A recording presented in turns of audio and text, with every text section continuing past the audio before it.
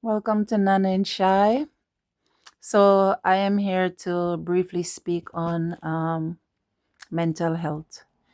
So, I've been watching YouTube where I see a girl from Jamaica that took her 3 points. Her name is Tyra Simpson. Hopefully, I pronounce her name properly.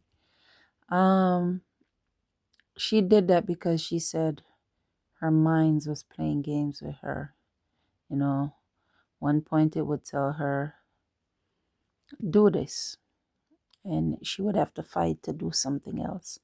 Finally, it got a hold of her, it got the best of her, and now she's not here anymore. I didn't think this through because how am I going to eat and talk at the same time? Alright, let me just tell you guys what I have to say. So basically, guys, I posted, as you can see, that I resigned from my 9 to 5 job, but it was a terrible decision because my mental health just took a plummet. And guys, I was at the point where I made a plan to kill myself. So, anybody out there considering just quitting their job, don't do it. Don't do it. Um, yeah, so I basically told my boss, like, Not here anymore. But guys, before I even really go there, let me say this. A couple years ago, we never hear about mental illness as much as we hear about it now. Um, Nowadays, especially with the young people, guys, think about it. They are falling out from left to right everywhere in the world. It's not, oh, it's only Jamaica, it's only America, it's worldwide with these young people. It's like, it's either they can manage stress, something happened, boom, they gone. Guys, let me tell you, evil is amongst us, and a lot of people don't believe in it. Evil is amongst us, evil is walking with us. And let me tell you, they take the souls of young people because young people is so much into social media. They don't believe in God. They don't have no time to pray, worship like we older folks. So, I'm going to say older folks because I'm not young. But how we would pray, we would believe in God. You understand what I'm saying? Even our kids right now, some of our kids, they treading is because of our prayers, because they don't stop to pray. They are so into material things that they don't think about what is going on, and because of that they can't take pressure, or they may see this person with this and they figure more or less, okay, they're living a good life, I want to live the good life too, and that's when the evil creeps in. Now, guys, I was listening to her and she was speaking on, how her mind would tell her one thing. Like she said, she was fighting with her mind. One thing, it would tell her this and it would tell her that. And guys, I hear a lot of people come in and say, oh, somebody did something to her or voodoo or stuff like that. Guys, I have nothing to do with voodoo because I'm gonna tell a story real fast. My mom, she wasn't in my life like that, but maybe 10 years ago, or maybe a little bit longer or less, I don't know, she came around in my life where we started speaking on the phone and stuff, and we started trying to develop a relationship. Then we stopped talking again, and then she come around again, and I have a little sister. She's like 21, 2021. And I remember a couple years ago, I called her and I said, how is mommy doing? And she said, she's not doing good because she's living with people and she's sleeping on the floor. And I couldn't understand, like, why would she be sleeping on the floor? It makes no sense to me. Anyway, I spoke to my mom. Wish I was helping to take care of her along with my other sister. But my sister decided that she was giving up because my mom didn't want to do anything. I kept doing for my mom until it reached a point where I couldn't do it no more because I have 3 young kids. I had to be taking care of them at the time. So I couldn't continue doing it. I was sending her 500 US every single month. Rent, paying her rent, giving her spending money buying grocery. Like after a while, it took a toll on me.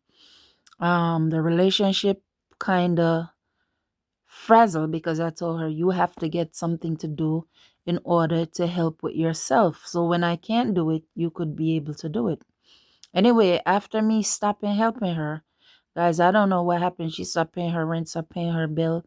I guess she moved out and start living with other people. Anyway, back to the story. I spoke to my sister. My sister said something is going on with her. Something is not right about her. So I was like, okay, what's wrong with her? So I started, when I saw my mom, guys, my mom is dark skinned. She wasn't dark skinned when I saw her. She was black. She was burnt. And I asked her, I said, Mommy, what is going on with you? And she said, nothing. And she just sit there and she was just staring out of space and just laughing. And I said, no, man, what is going on with you? And we kept talking like that for a couple of days. And then one day I'm speaking to her and she said to me, um, you know, this is her words. I'm going to repeat it in English. She said, you know, say something in my head keep on talk to me. And it's more than one of them. And when them talk, then tell me some things we fi do. Them tell me some whole heap of things we fi do. One of them tell me say, if I take up my suitcase and go live underneath the bus stop, just take up my suitcase and go underneath the bus stop. While one of them had her walking in the sun for hours every day. She just walking and don't know where she going. She said to me at one point, she used to she just be walking and talking with them and laughing. And she said people was looking at her. And she said she couldn't understand why people is looking at her because she's having a conversation with the voices in her head because they're speaking to her and she's answering them back. Guys, to be honest with you, my mom didn't raise me, but there was no way that I was going to sit and know that she was going through all of this. And I said to her, I think you have depression, but it turned into something worse. It's getting worse. And I asked my sister, I said to my sister, find a doctor. I said, not the hospital, find a private doctor. Find out how much for the private doctor and let me know.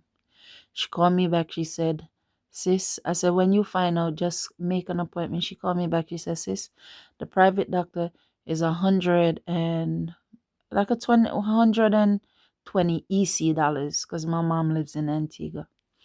And I said to her, make the appointment, make it right away. And she did. And she took my mom to the appointment. My sister called me on the phone so I could listen in. And the doctor said to my mom, you are so close.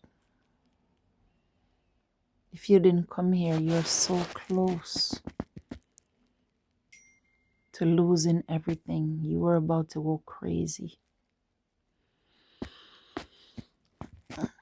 Guys, when I heard that, my stomach dropped. He explained to her, and everything, all her vitals, everything was good. The mind, the depression, the everything she held in over the years caught up with her. People started talking to her in her head. He had to put her on medication, two type of medication. And remember, guys, she used to sleep on the ground because she was scared, and she used to use sheets and stuff to put up at her window because she said she was scared people coming in through the window and stuff. And most times in the night she couldn't sleep. So the doctor had to give her two medication, guys. Gave her one, a strong one that put her to sleep. And guys, she started taking those medication. And after taking those medication for a while, she used to complain in the beginning. And I used to tell her, take them. Just take them. Take them.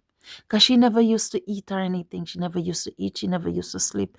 Guys, I know my mom is a little girl, even though I didn't grow with her. And I knew what she was compared to what I saw. and it wasn't her. It was a shell of her. Not even a shell of her. I don't know what it was, but it wasn't her. And after a while now, guys, she start getting rest because she start taking the pills, and the pills start making her sleep. And then the one in the daytime now start getting rid of the voices in her head. Guys, my mom came back 150% right now. You hear me? With the help of a doctor and medication, real medication. Yes, the medication was expensive and I had to purchase them. And I have no regrets of doing that ever. What I would have regret is her living in the bus stop, knowing that I could help her. So what I'm saying, guys, you see, mental illness is something that your mind, depression, if you don't get a hold of what is going on in the beginning, is something that could drive you insane. And I feel it so much for this girl, and that's why I'm coming out to talk. Guys, young people especially, when you guys feel some kind of way, please go and get help. Please go. Just don't talk to somebody. Go and talk to the right people. Because especially us Jamaican, somebody will come and say, "You okay? Yeah, man, me good." And they leave it at that. No, go and talk to the right people.